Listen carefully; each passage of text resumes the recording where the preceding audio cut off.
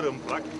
N-am încercat niciodată. Sigur că e o tentație, o curiozitate, dar este o disciplină care necesită o anumită pregătire, o anumită experiență, așa încât nu-mi place să risc inutil. Mai ușor cu motocicleta? Cu motocicleta? Dacă am învățat să merg pe motocicletă, e mai ușor.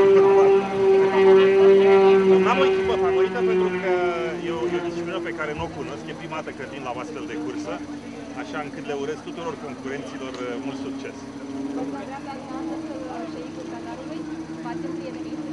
Ne-am cunoscut, îmi face mare plăcere și pot să spun că sunt onorat că avem un astfel de oaspete în România.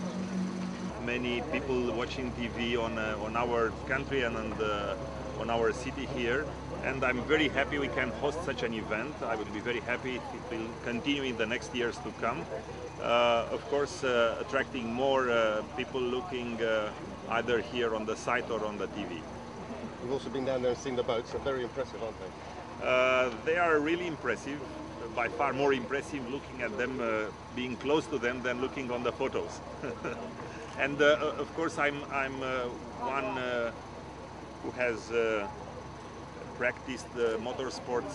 I was rally pilot in my youth, so I like all the sports, the mechanical sports.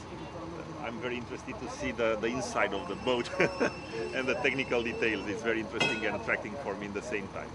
Is Romania a better place for this contest? It is one of the best places that we've been. You know, this is on a lake. It's almost flat conditions. It's, you know, the venue is excellent. The scenery, it's very nice.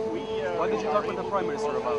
We just talked about the events, either in the automotive races, championships, or this kind of event for F1 boats.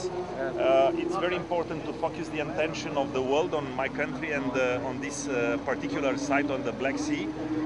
I hope that the local authorities will give the necessary support for the next years to come as to continue this championship to be hosted in Romania. I'm very happy I can announce you I will make an official visit at the beginning of October to try to improve our bilateral relations based on a historical tradition. Thank you.